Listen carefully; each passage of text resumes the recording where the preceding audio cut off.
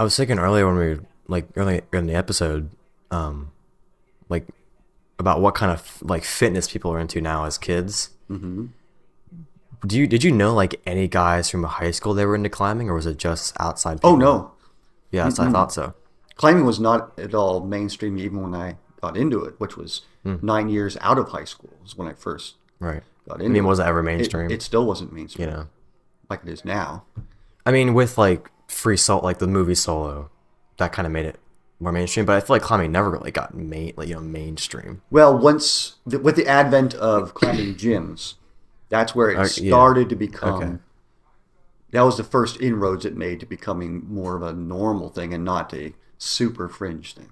Right. So like your generation was kind of like the pioneers of the sport in a A way. generation before me was the pioneers of the But sport. it was in your time that you guys made the gyms, like you started The building gyms and yeah, like gyms making. came out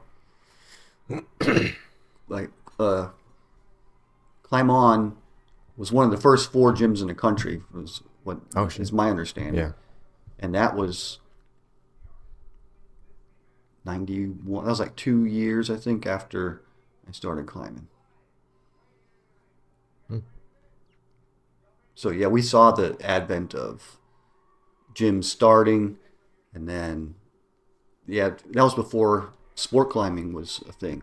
I remember when it was huge to do about that because you had the traditional guys that were militantly against that, and then you had the people that were more progressive Right. that were like, oh no, there's has Sport climbing. this is valid, Is and that with bolted climbs well yeah.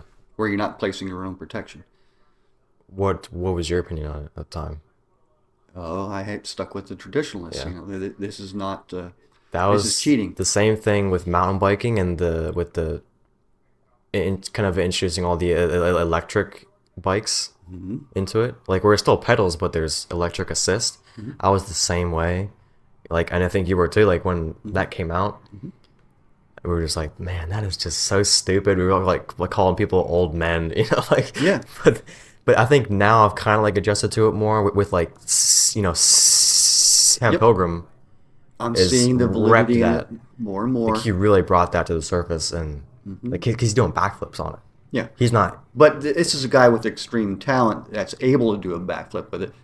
Most people will never ever be able to accomplish a backflip Yeah, with an e-bike. because I think his like They weigh viewpoint. 45 pounds. They're still Yeah, very, very there's so, heavy. well that was kind of like his point is like people always say that you can't do tricks on an e-bike because it's too heavy, and then he just does a backflip on it. Yeah, You know. because he's incredibly skilled. Yeah, it's Sam Pilgrim. Yeah, but I feel like his kind of like reason to have it is because he's not into the endurance part. He's all into all the tricks, so he's just riding downhill. So it's nice to have that assist, which like I get that. I think that's like totally fine, but just from where I come from, where like I'm kind of have my foot in both worlds as far as tricks and endurance. Hmm. So I'm like, well, it's a bike. Like, why can't you just ride it up to the top? Like, you know what I mean? Like, Yeah, to me, it, the suffering has always been part of mountain biking. Like part and parcel with mountain biking was you suffered up the hills. You took it every hill as a challenge in order to make it fun mm, and not just torture every time you have to go yeah, up a hard hill.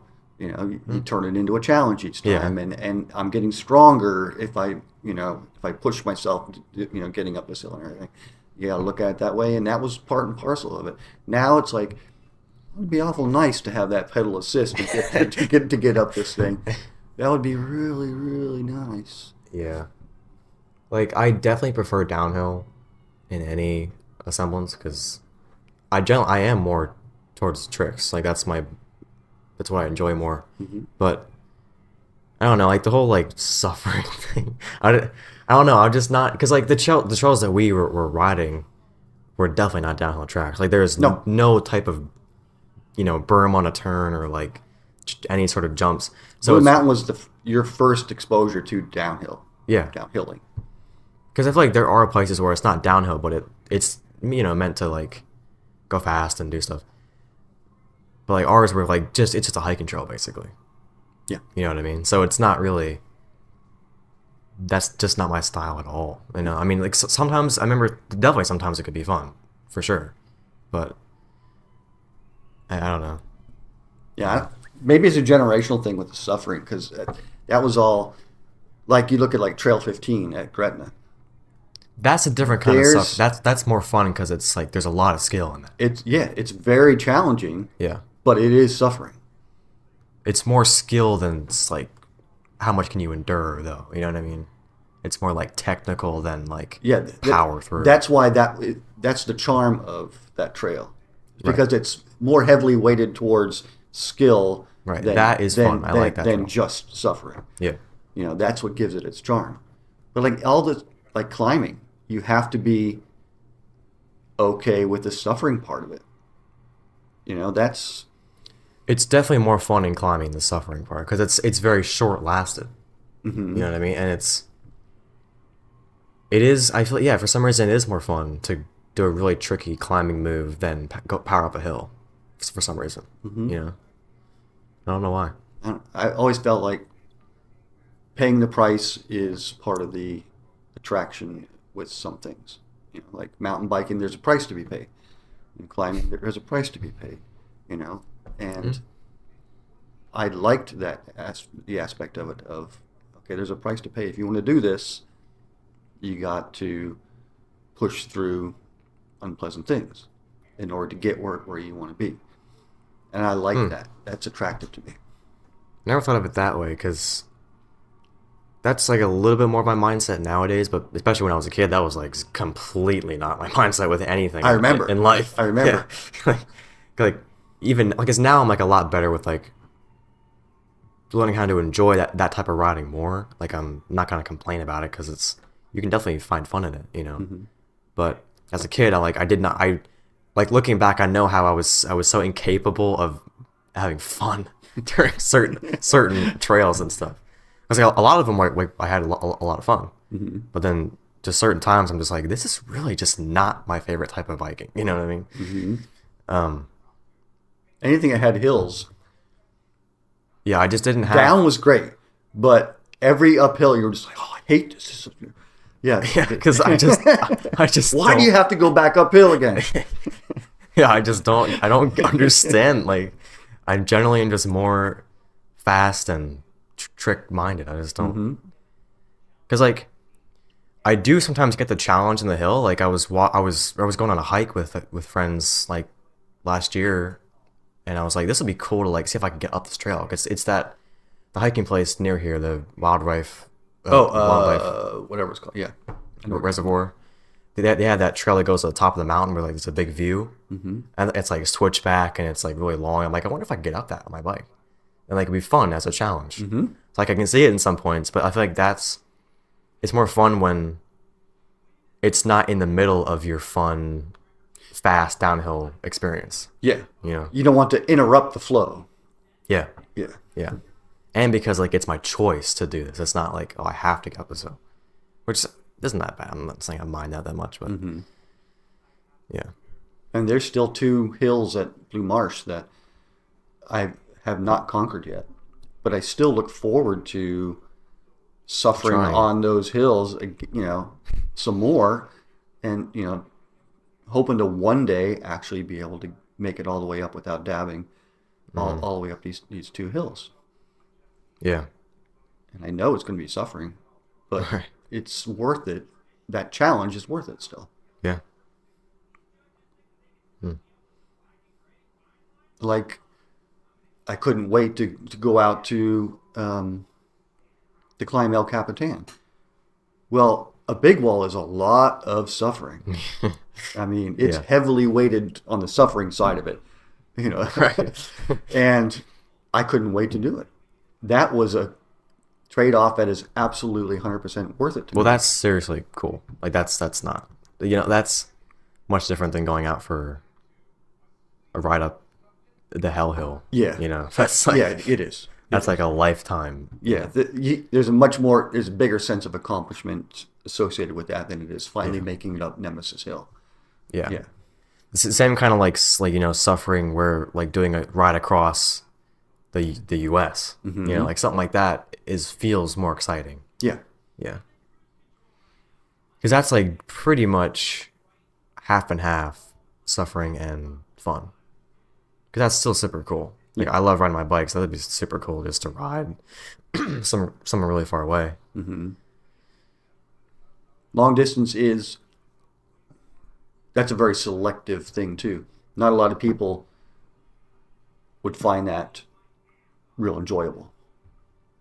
Right. Because that's heavily weighted on the suffering side. Mm-hmm. You know, I mean, either your ass is hurting, or your legs are hurting, or your back is hurting, or your neck is hurting. You know, there's a lot of that compared to the, hey, this is fun part of it.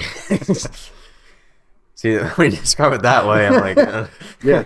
But I mean, the long days that I've done, I look back with a whole lot of enjoyment. You know, that was fun and everything. It was hard at times, but I still look back on it fondly and I'm like, that, you know what? I missed that. That was so cool. You know? Yeah. So. Yeah. I like to balance part and parcel of the enjoyment with the suffering. I like that balance. Right. I also like going to Blue Mountain, and there is no suffering. You're just having fun going downhill. But yeah. Well, there is. Yes, there's a possibility of suffering. Yeah. My knee still is not right from Really? Yeah. Like hurts or just if I turn, I might feel it now is like if I turn wrong or something without thinking, then it will like, oh crap. Oh shoot, I thought I was completely over that. Now I'm gonna feel it for the next couple of days. Oh my god, you know, that sucks. It took forever to get past that, and now I still have to watch it. Man, I fucked up my knee bad, man. That sucks. Jesus Christ. How intense was the pain the day? Like, was it like Jesus Christ, or was it just? No, it was probably it hurts. a 7. Yeah, that's what I thought. I didn't think it was like that bad. It's just surprising that it was that much. No, I didn't realize how much I heard it until the next day or next couple of days or 2 days later. Yeah. In fact, I thought I hurt my hip more than I hurt my knee. I didn't think I did that much to my knee. Yeah. And it turns out the hip thing I hardly felt the next day, and the knee came on like gangbusters, and turned out that was what was going to actually hurt.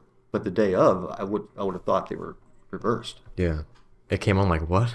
Like gangbusters. What is that? Okay, if you're old enough, you can say, "Oh, that makes sense," but apparently, I'm a couple generations out from that making sense to anybody. I've never coming on like gangbusters. You never heard that expression? I never heard like people your age say that before. Oh wow.